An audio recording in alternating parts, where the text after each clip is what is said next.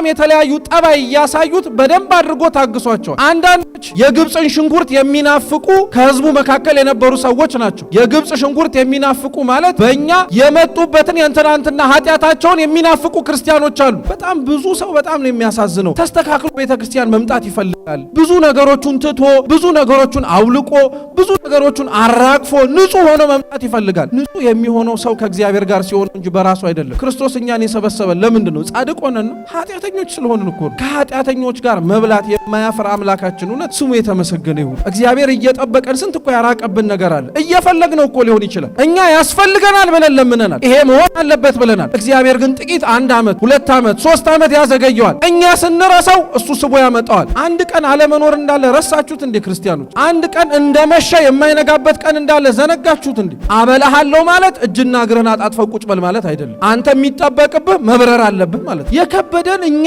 አክብደን ስለተመለከት ነው። ሰይጣን ጽድቅን በአይናችን ተመልክተን ቀላል ነው ከምንል ይልቅ ኃጢአትን አቅልሎ ያሳየን።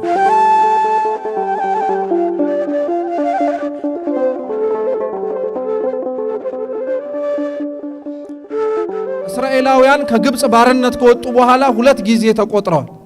ስንት ጊዜ? 2 ጊዜ ተቆጥረዋል። የመጀመሪያውን ቆጠራ ሙሴ ያደረገው ከግብጽ ባርነት ከወጡ በኋላ ነው። በዛ ቆጠራ ላይ በጣም ብዙዎች ተቆጥረዋል። ሕፃናት ተቆጥረዋል፣ አዋቂዎች ተቆጥረዋል፣ አዛውንት ተቆጥረዋል፣ ከብቶች ሳይቀሩ ተቆጥረዋል። ሁለተኛው ቆጠራ የተካሄደው ደግሞ ከነዓን ሲገቡ ነው። የመጀመሪያው ቆጠራ ላይ ተቆጥረው ሁለተኛው ላይ ያልተገኙ አሉ። ሁለተኛው ላይ ተቆጥረው ደግሞ መጀመሪያ ላይ ያልነበሩ አሉ። እንዳልኳችሁ ከነዓን የመንግስተ ሰማያት ምሳሌ ናትና ከነዓን የቤተ ክርስቲያን ምሳሌ ናትና አስቀድመው የመጀመሪያው ቆጠራ ላይ ሆነው ሁለተኛው ቆጠራ ላይ ያልነበሩት ማለት በዚች በምድር በቤተ ክርስቲያን ተሰብስበው የነበሩ ናቸው። ፍጻሜው ግን መንግስቱን ለመውረስ ሰማያዊቷን ኢየሩሳሌም ገብቶ ከእግዚአብሔር ጋር ለመኖር ግን ከኛ መካከል ያልታደለ ሊኖር ይችላል። ምክንያቱም ሁሉም ሰው ቤተ ክርስቲያን የሚገባው መንግስተ ሰማያት ለመግባት ብሎ ላይሆን ስለሚችል ከኛ መካከል ቤተ ክርስቲያን ውስጥ ዛሬ የገባ ነው ከነዓንን ለመውረስ እስራኤላውያን ሲገቡ እንደነበሩት የተለያየ ሐሳብ ያለው ሰው ነበር። በዛ በረሃ ላይ እግዚአብሔር ብዙ ህዝቦችን ታግሷል። ብዙ ህዝቦችን ከነዓንን እስኪገቡ ድረስ በጣም የተለያዩ ጠባይ ያሳዩት በደንብ አድርጎ ታግሷቸዋል። አንዳንዶች የግብጽን ሽንኩርት የሚናፍቁ ከህዝቡ መካከል የነበሩ ሰዎች ናቸው። የግብጽ ሽንኩርት የሚናፍቁ ማለት በእኛ የመጡበትን የእንትናንትና ኃጢአታቸውን የሚናፍቁ ክርስቲያኖች አሉ።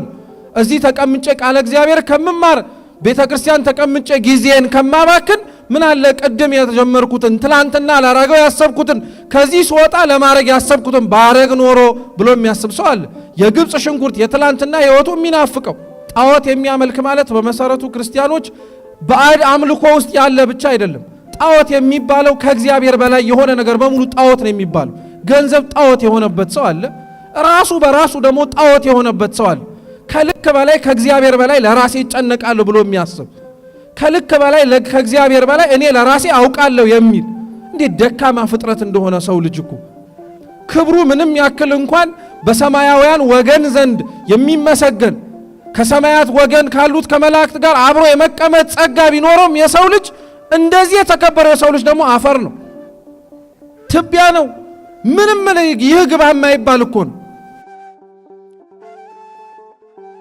አብዛኞቻችን እኮ ስለ ራሳችን ክብር ስናወራ አፈርነታችንን እንረሳዋለን። እግዚአብሔር እኛን ለመግደል፣ እኛን ለማጥፋት፣ እኛን ለመቀሰፍ ብዙ መዓት እኮ ማምጣት አይጠበቅበትም። በመሰረቱ ውሃ መገልበጥ በቂው አፈር ነው። ይናዳላ ሰው ልጅ አሳይቶናል እኮ የኖህ ዘመን ሰዎች እንደተፈጠሩት መሆን ሲያቅታቸው ኃጢአት ሲበድሉ እግዚአብሔር አምላክ በምንድን ነው ያጠፋቸው?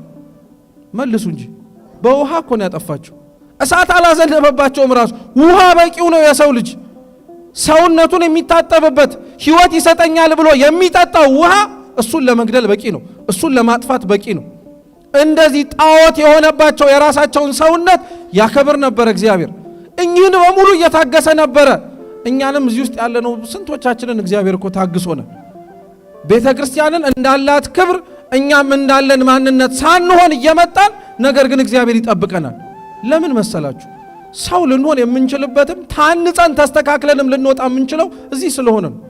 በጣም ብዙ ሰው በጣም ነው የሚያሳዝነው። ተስተካክሎ ቤተክርስቲያን መምጣት ይፈልጋል። ብዙ ነገሮቹን ትቶ ብዙ ነገሮቹን አውልቆ ብዙ ነገሮቹን አራግፎ ንጹህ ሆኖ መምጣት ይፈልጋል። ንጹህ የሚሆነው ሰው ከእግዚአብሔር ጋር ሲሆን እንጂ በራሱ አይደለም። ጣርን እኮ ሞከርን ሁላችን። ሕይወታችንን አናውቀው በጣም እኮ ሞከረናል። የሚያሸንፈንን ኃጢአት ጥለን እንመጣለን ብለን መች መጣንኛ? ከና ኃጢአታችን ስንመጣ እግዚአብሔር ገላገለን እንጂ። ክርስቶስ እኛን የሰበሰበን ለምንድን ነው? ጻድቅ ሆነን ነው? ኃጢአተኞች ስለሆንን እኮ ነው። ከኃጢአተኞች ጋር መብላት የማያፍር አምላካችን እውነት ስሙ የተመሰገነ ይሁን። እንዴት እንደሚወደን እኮ እግዚአብሔር በደንብ አድርጎን ያከበረን ክርስቲያኖች። ብዙዎቻችን ያሰብንበት ለመድረስ ብዙዎቻችን ያቀድንበት ቦታ ለመድረስ ብዙ መድከም አንፈልግም። ማናችንም መንግስተ ሰማያትን ያለ ድካም ብንወርስ ደስ ይለናል። ችግሩ ያለ ድካም የሚወረስ መንግስተ ሰማያት ግን የለም። ያለ ሕማም የሚወረስ መንግስተ ሰማያት የለም። ሁሉም በክርስቶስ ዘንድ ማለፍ የሚፈልግ ከአምላኩ ጋር መኖር የሚፈልግ ሰው በሙሉ መከራ ግድ ሊቀበለው የሚያስፈልገው ነገር ነው። ምናልባት አሁን ይህንንም ስትሰሙ ለእናንተ መከራ አዲስ ላይሆን ይችላል። ትላንትና ስንት ታሪክ አሳልፈን እኮ ነው የመጣ ነው። ስለኛ ለመከራ የምንሰበክ ሰዎች አይደለንም ልትሉ ትችላላችሁ፣ ልንል እንችላለን። መከራ ግን የውጭ ጠላትን ብቻ መታገስ ብቻ አይደለም። መከራ የራሳችንንም ሰውነት የሚያመጣውንም ፈተና መታገስ ነው። ራስን መግዛት እኮ ነው ፈተናው። የውጭ ጠላትማ ማሸነፍ እኮ በጣም ቀላል ነው። ራስን ማሸነፍ ነው ትልቁ ጾር። እግዚአብሔር እየጠበቀን ስንት እኮ ያራቀብን ነገር አለ። እየፈለግነው እኮ ሊሆን ይችላል። እኛ ያስፈልገናል ብለን ለምነናል፣ ይሄ መሆን አለበት ብለናል።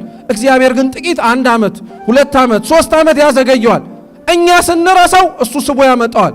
እኛ ለራሳችን ምቹ ጊዜ ምቹ ሁኔታ አቅደን እንደምንሰራው እግዚአብሔር በእኛ ህይወት ላይ እኮ ምቹ ጊዜና ምቹ ሰዓትም ይፈልጋል። እግዚአብሔር እንዲህ አይነት አምላክ ነው። እኛ ለራሳችን ከምናስበው እሱ ለኛ የሚያስበው ስለሚበልጥ እንደው ራሳችን ላይ እኮ ራሱ ማዘን አለብን። ስጋውና ደሙ ለምነነው የምንመጣ ነው እንጂ እኮ እግዚአብሔር የሚለምነን መሆን አልነበረበትም። ስንት የተለመንን ዓመት አልፎ ዓመት ሲጨምርልን እግዚአብሔር አምላክ ዘንድሮም እየለመነን እኮ ነው። አረ ንስሐ ግቡ፣ አረ ቁረቡ፣ ቀጣይ ዓመት ይቅርና ቀጣይ ቀን አለማየትም አለ እኮ። አንድ ቀን አለመኖር እንዳለ ረሳችሁት እንዴ ክርስቲያኖች? አንድ ቀን እንደመሸ የማይነጋበት ቀን እንዳለ ዘነጋችሁት እንዴ?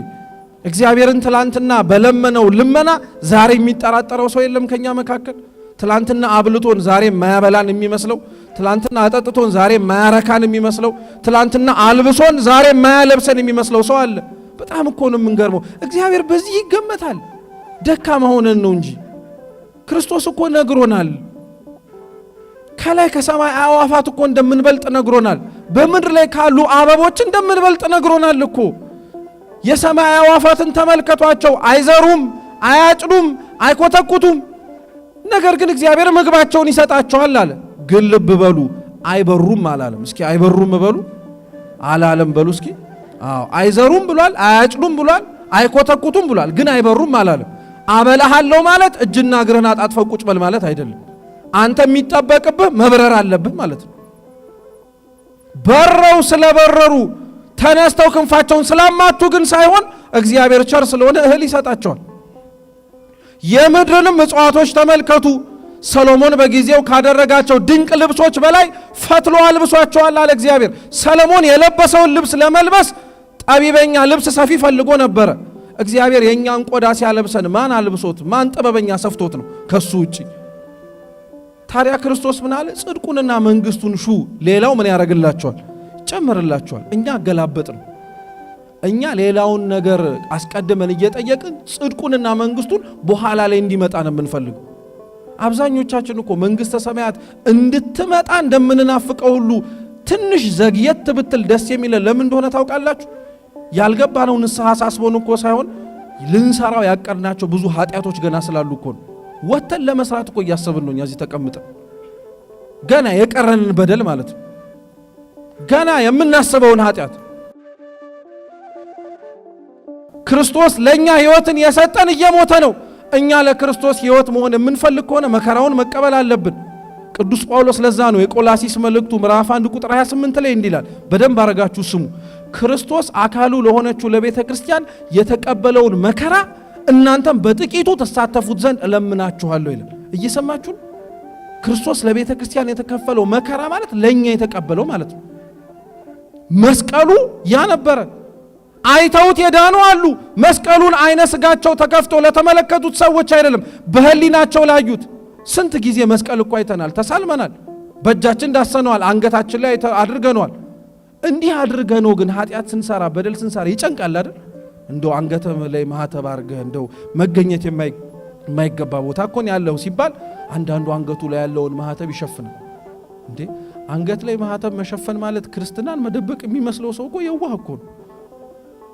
ክርስትና የሚኖር ነገር እኮ ነው። አንገታችሁ ላይ ያለውን ማህተብ ብትሸፍኑት ፊታችሁ እኮ ቅርጹ የመስቀል ነው። አንገታችሁ ላይ ያለውን ማህተብ ብትሸፍኑት እጃችሁን ብትዘረጉ እኮ ቅርጻችሁ የመስቀል ነው። የከበደን እኛ አክብደን ስለተመለከት ነው። ሰይጣን ጽድቅን በአይናችን ተመልክተን ቀላል ነው ከምንል ይልቅ ኃጢአትን አቅልሎ ያሳየን። ከማመንዘርና ካለማመንዘር እኮ ቀላሉ አለማመንዘር። ማመንዘር እንዴት ሰው ይቀለው? ለማመንዘር እኮ ብዙ ጭንቅላት ይጠይቃል። ቦታ መምረጥ ደግሞ የምንዝርና ኮርስ እንዳናረገው ይሄንን ሰምታችሁ ቦታ እንዳትመርጡ ማለት ነው፣ ነውር ነው። ኃጢአት ለመስራት ግን በጣም ሰው ውጣ ወረድ ውስጥ ይገባል። መቼ ሰው አየኝ አላየኝ እያለ ይፈልጋል። አለማመንዘር እኮ ቀላል ነው። ተሰብስበው ቁጭ በል ማለት ነው። ለአቅመ አዳም ለአቅመ ሔዋን ስትደርሺ አግቢ፣ በጋብቻ ተሳሰሪ ማለት ነው። ለቅዱስ ጋብቻ ፍላጎት ከሌለ ደግሞ ቅዱስ ስርዓተ ምንኩስና አለ፣ መንኩስ ማለት ነው። ገዳም ግባ ማለት ነው። እኛ ሁሉ ከበደን። ክርስቶስ ግን የሞተው ህይወት እንዲኖረን ነበር። እኛ እየኖርን ግን ክርስቶስን ስንት የገደል ነው። አንድ ኃጢአት እኮ ስንሰራ ክርስቶስን እንደቸነከሩት ሰዎች ሚስማር እያስገባን ነው። የሾህ አክሊል ጎንጉነው እንዳለበሱት እያለበስን ነው። አብረነው መከራ ስንቀበል የሾህ አክሊሉ ክርስቶስ የተዋበበት ነው። የትዕግስት ጌጡ ነው።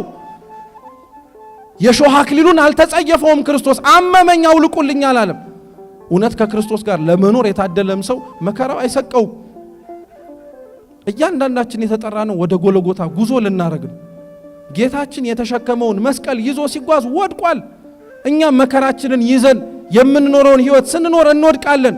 ወድቆ ግን ክርስቶስ አልቀረም፣ ተነስቷል። ክርስቲያኖች ዘመን ከዘመን ሲለወጥ አዲስ ቀን የሚመጣ አይምሰላችሁ። ትላንትና የነበረው አርብ ነው ዛሬም ያለው። ትላንትና የነበረው 24 ሰዓት ነው ዛሬም ያለው። ትላንትና የነበረው ነው ዛሬም የኖረው። ጊዜ አይለወጥም። ሰው ነው ሲለወጥ ጊዜውን የሚለውጥ። እኛ ስንስተካከል ነው አዲስ ዘመን የሚመጣው። እግዚአብሔር እውነት የተሰቀለበትን ዓላማ ገብቶን በክብር ለመኖር መንግስቱን ለመውረስ በቸርነቱ ይርዳን። ያስተማረን የመከረን አምላካችን ስሙ የተመሰገነ ይሁን። በተማርነው ፍሬ እንድናፈራ አምላካችን ቅዱስ እግዚአብሔር ይርዳን።